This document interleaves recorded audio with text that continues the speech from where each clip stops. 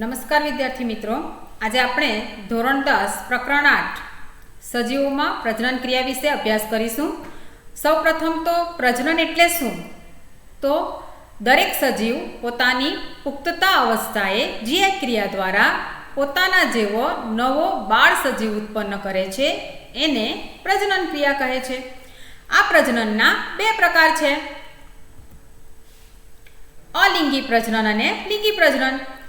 અલિંગી પ્રજનન એટલે કે સજીવ શરીરના દૈહિક અંગ દ્વારા આખો નવો બાળ સજીવ ઉત્પન્ન થવાની જે ક્રિયા છે એને લિંગી પ્રજનન કહેવામાં આવે છે. એના વળી પાછા 6 પેટા પ્રકાર છે: વિભાજન, અવખંડન, પુનઃસર્જન, કલિકા સર્જન, બીજાણુ સર્જન અને વાનસ્પતિક પ્રજનન. આજે આપણે લિંગી પ્રજનન વિશે સમજૂતી મેળવીશું. સપુષ્પી વનસ્પતિમાં લિંગી પ્રજનન. હવે લિંગી પ્રજનન એ પ્રજનનનો બીજો પ્રકાર છે. લિંગી પ્રજનન એટલે કે લિંગી અવયવો ધરાવતા સજીવોના શરીરમાં લિંગી અંગો દ્વારા નિર્માણ થતા લિંગી જન્યુઓના ફલન થઈને ગર્ભ નિર્માણ થઈ નવો બાળ સજીવ ઉત્પન્ન થવાની ક્રિયા, જેને લિંગી પ્રજનન કહેવામાં આવે છે. આજે આપણે સપુષ્પી વનસ્પતિમાં લિંગી પ્રજનન વિશે સવિસ્તાર માહિતી મેળવીશું. સપુષ્પી વનસ્પતિમાં લિંગી પ્રજનન અંગ છે પુષ્પ. આ પુષ્પમાં આપણે મુખ્ય પ્રજનન અંગની વાત કરીએ તો મુખ્ય પ્રજનન અંગ છે સ્ત્રીકેસર ચક્ર અને પુંકેસર ચક્ર. સ્ત્રીકેસર ચક્ર અને પુંકેસર ચક્ર એ અનુક્રમે માદા પ્રજનન અંગ અને નર પ્રજનન અંગ છે.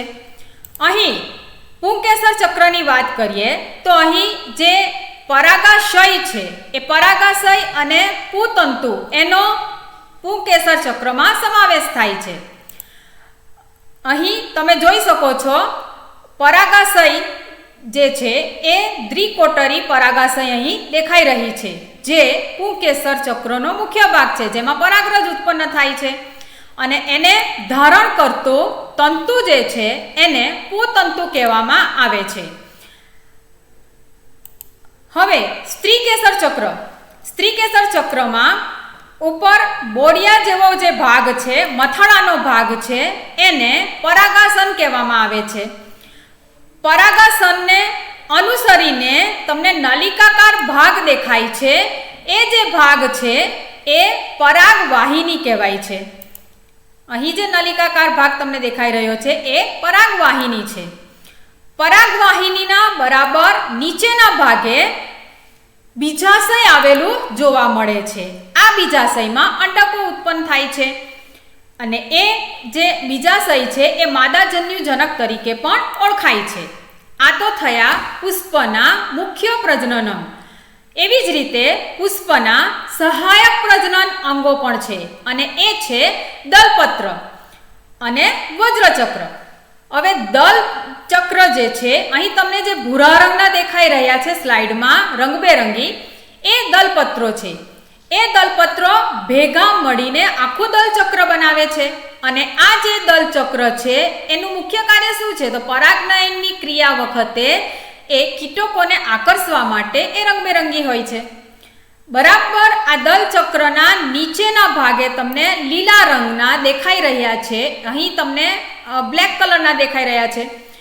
જે લીલા રંગના દેખાય છે એ વજ્રપત્ર છે અને એ વજ્રપત્ર ભેગા મળીને વજ્રચક્ર બનાવે છે. આ વજ્રચક્રનું શું કાર્ય છે? તો કલિકા અવસ્થામાં આ જે અંદર રહેલા પુષ્પના ભાગો છે એનું રક્ષણ કરવાનું કામ કરે છે. આ પુષ્પની રચના વિશે આપણે સમજૂતી મેળવી. હવે આપણે જોઈએ કે પુષ્પમાં નર પ્રજનન અંગ જે છે એમાં પરાગરજ ઉત્પન્ન થાય છે અને જે માદા પ્રજનન અંગ છે એટલે કે બીજાશય છે એમાં અંડકો ઉત્પન્ન થાય છે.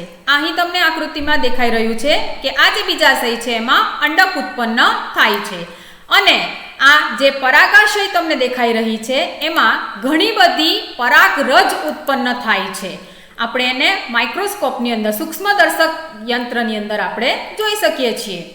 હવે અંડક ઉત્પન્ન થઈ ગયા, પરાગરજ નિર્માણ થઈ ગઈ. હવે પરાગનયનની ક્રિયા થાય છે. પરાગનયનની ક્રિયામાં શું થાય છે? તો એક પુષ્પ પુષ્પના પરાગરજને બીજા પુષ્પના સ્ત્રીકેસરના પરાગાસન પર સ્થાપિત કરવામાં આવે છે. એ ક્રિયાને પરાગનયન કહેવામાં આવે છે. એ ક્રિયા ક્યાં તો કીટક દ્વારા પણ થઈ શકે છે, ક્યાં તો પક્ષી દ્વારા પણ થઈ શકે છે, પ્રાણીઓ દ્વારા પણ થઈ શકે છે, પાણી દ્વારા અને પવન દ્વારા પણ આ ક્રિયા થઈ શકે છે. અહીંયા આપણે જોઈ શકીએ છીએ કે પતંગિયું છે એ પરાગરજ લઈને બીજા પુષ્પના પરાગાસન પર એને સ્થાપિત કરે છે. આ પરાગરજ છે એ બીજા પુષ્પના પરાગાસન પર સ્થાપિત થઈ. પરાગનયનની ક્રિયાથી એક પુષ્પની પરાગરજ બીજા પુષ્પના સ્ત્રીકેસર પર સ્થાપિત થાય છે. હવે સ્થાપિત થયા બાદ શું થાય છે? તો સ્થાપિત થયા બાદ ફલન ક્રિયા થાય છે. ફલન ક્રિયામાં અહીં જે પરાગરજ ઉત્પન્ન થાય છે, અહીંયા તમે જોઈ શકો છો કે પરાગરજ જે ઉત્પન્ન થઈ છે એમાં 2 પૂજનીઓ ઉત્પન્ન થાય છે. આ પૂજનીઓ છે એ ત્યારબાદ આ બીજાશય છે એમાં રહેલા અંડકનું ફલન કરે છે. તો અહીં આ પરાગરજ છે એ આ પરાગાસન પર સ્થાપિત થાય છે અને પરાગાસન પર સ્થાપિત થયા પછી એમાંથી બીજા પરાગરજનું અંકુરણ થાય છે અને પરાગરજનું અંકુરણ થઈને પરાગ નલિકા જે ઉત્પન્ન થાય છે બીજાશયના છિદ્ર સુધી પહોંચે છે અને બીજાશયના છિદ્ર સુધી પહોંચીને એમાં રહેલા જે માદાજન્યુ જનકમાં રહેલ જે માદાજન્યુ છે એટલે કે અંડક છે એનું એ ફલન કરશે. પહેલો જે પૂજન્યુ છે એ છિદ્ર તરફ રહેલા પૂજન્યુનું માદાજન્યુનું ફલન કરશે. પહેલો જે પૂજન્યુ છે એ છિદ્ર તરફ રહેલા પહેલા માદાજન્યુનું ફલન કરશે અને ફલન કરીને એને બીજમાં એટલે કે ગર્ભમાં રૂપાંતર કરશે અને એ ગર્ભ વિકાસ પામીને બીજમાં રૂપાંતરિત થશે. જ્યારે બીજો પૂજન્યુ છે એ અંદર રહેલા બીજા માદાજન્યુનું ફલન કરશે અને એને ગર્ભ પોષક પ્રદેશ એટલે કે ભ્રૂણ પોષક પ્રદેશમાં રૂપાંતરિત કરશે. આ રીતે પરાગરજનું વિકિરણ થઈને પરાગાસન પર સ્થાપિત થાય છે અને સ્થાપિત થયા બાદ એમાંથી પૂજન્યુ વડે માદાજન્યુનું ફલન થઈને બીજ નિર્માણ થાય છે અને બીજને પોષણ આપવા માટે ભ્રૂણ પોષ પ્રદેશનું નિર્માણ થાય છે. હવે આપણે જોઈએ કે એ જે બીજ છે એ બીજનું નિર્માણ થયા બાદ શું થાય છે? તો બીજનું નિર્માણ થયા બાદ એ બીજ યોગ્ય સમયે બીજાંકુરણ પામે છે અને બીજાંકુરણ પામીને નીચેની તરફ મૂળતંત્ર અને ઉપરની તરફ પ્રરોતંત્ર છે એનું નિર્માણ કરે છે. આ રીતે એક નવો બાળ છોડ છે એ અસ્તિત્વમાં આવે છે. આ રીતે સપુષ્પી વનસ્પતિમાં આપણે જોઈએ તો લિંગી પ્રજનન ક્રિયાથી નવો બાળ સજીવ ઉત્પન્ન થાય છે.